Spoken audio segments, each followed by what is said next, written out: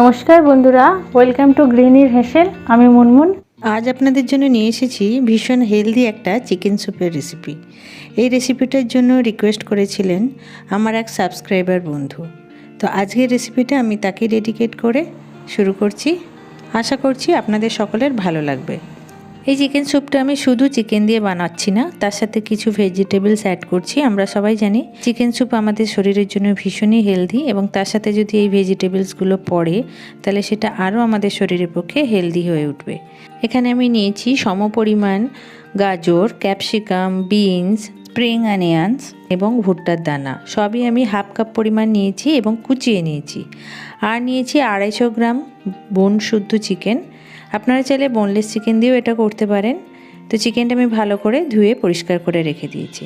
এবার গ্যাস ওভেনে একটা প্যান বসিয়ে নিয়েছি। প্যানের মধ্যে দিয়ে দিচ্ছি 1 টেবিল স্পুন রিফাইন্ড অয়েল। তেলটা একটু গরম হলে এর মধ্যে দিয়ে দিচ্ছি 5-6টা গোটা গোলমরিচ। গোলমরিচটা একটু তেলের মধ্যে নাড়াচাড়া করার পর এর মধ্যে আমি দিয়ে দিচ্ছি কুচনো পেঁয়াজ, একটা ছোট আকারের। পেঁয়াজটা একটু তেলের মধ্যে হালকা করে ফ্রাই করে নিচ্ছি। পেঁয়াজটা একটু নাড়াচাড়া করার পর এর মধ্যে দিয়ে দিলাম 1 টিস্পুন আদা রসুন বাটা। আদা রসুন বাটাটা একটু নাড়াচাড়া করে নিয়ে এর মধ্যে মাংসের পিসগুলো আমি এক এক করে দিয়ে দিচ্ছি। আদা রসুন আপনারা চাইলে গ্রেট করে বা কুচিয়েও দিতে পারেন।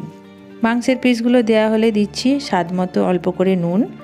পুরো জিনিসটা একটু নাড়াচাড়া করে নিচ্ছি তেলের মধ্যে। কয়েক মিনিট মাংসটা নাড়াচাড়া করা হয়ে গেলে মাংসের মধ্যে এবার আমি 3 গ্লাস পরিমাণ জল অ্যাড করে দিচ্ছি। আপনারা চাইলে জলের পরিমাণটা আর একটু বেশিও দিতে পারেন। জলের মধ্যে মাংসটা একটু নেড়ে চেড়ে এবার এটাকে ঢাকা দিয়ে সিদ্ধ হতে দিচ্ছি 20 মিনিটের জন্যে। গ্যাসের ফ্লেমটা মিডিয়াম লোয়ে রেখেছি। 20 মিনিট বাদে আমি এবার ঢাকনাটা খুলে নিচ্ছি। মাংসটা আমার সিদ্ধ হয়ে গেছে কিনা দেখে নিই। তো একটা পিস তুলে কাঁটা চামচের সাহায্যে আমি একটু কেটে দেখে নিচ্ছি। দেখুন বন্ধুরা, মাংসটা খুব ভালোভাবে সিদ্ধ হয়ে গেছে। এবার মাংসের পিসগুলো সিদ্ধ চিকেনের জলটা থেকে আলাদা করে তুলে রাখছি। চিকেন স্টকটা এবার একটা ছাঁকনির সাহায্যে ছেঁকে নিয়ে একটা বোলের মধ্যে রাখছি। দেখতে পাচ্ছেন বোলের মধ্যে আমি জলটা ছেঁকে নিয়েছি। এবার মাংসের পিসগুলো থেকে কাঁটা চামচের সাহায্যে বা হাতের সাহায্যে আমি মাংসের পিসগুলোকে একটু ছাড়িয়ে নিচ্ছি। একদম সরু সরু আকারে, এরকম সুতোর আকারে ছাড়িয়ে নিতে হবে। পুরো মাংসটা ছাড়িয়ে নেওয়া হয়ে গেলে এবার একটা প্যানের মধ্যে আমি দিয়ে দিচ্ছি 2 টিস্পুন বাটার। বাটারের বদলে অলিভ অয়েল বা ভেজিটেবল অয়েলও ইউজ করতে পারেন। বাটারটা একটু মেল্ট হয়ে গেলে প্যানের মধ্যে ভালো করে বাটারটা মাখিয়ে নিচ্ছি।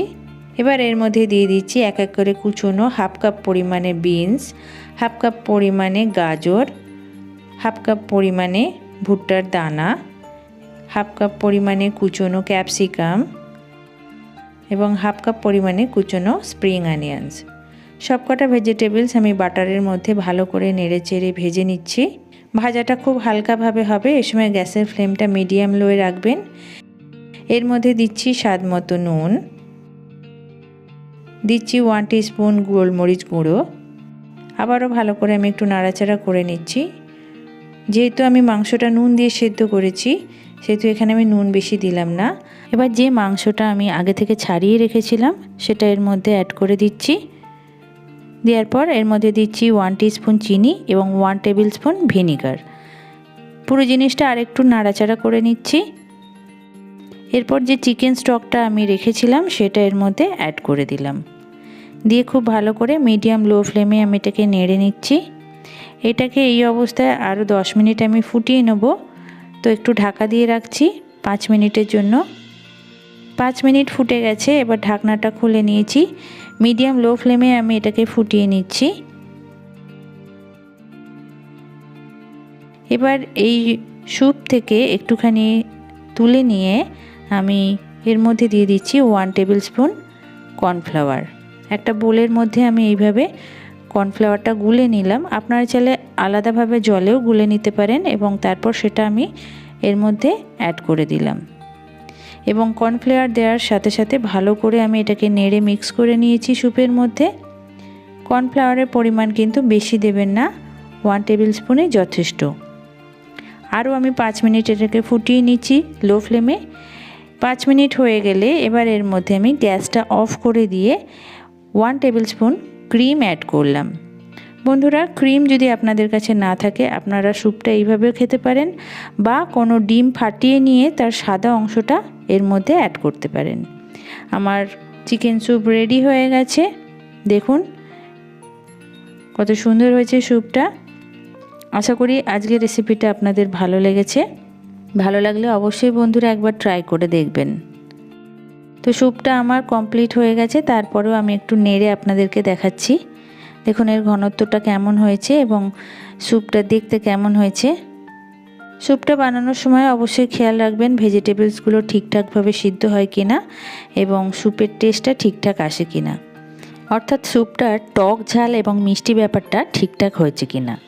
এবার একটা বোলের মধ্যে আমি স্যুপটা সার্ভ করে নিচ্ছি। আপনাদের ভালো লাগলে অবশ্যই আমার এই রেসিপিটা একটিবার ট্রাই করে দেখতে পারেন। আশা করি এরকম একটা হেলদি স্যুপ বাড়ির বড় বাচ্চা সবারই ভালো লাগবে। ঠিকঠাকভাবে বানাতে পারলে যে কোনো রান্নাই খুব সুন্দর হয়। তার সাথে লাগে আপনাদের ভালোবাসা দিয়ে রান্না করলে যে কোনো রান্নাই কিন্তু অসাধারণ হয়ে ওঠে। আমার এই রান্নাটা যদি আপনাদের ভালো লেগে থাকে তাহলে লাইক এবং শেয়ার করবেন।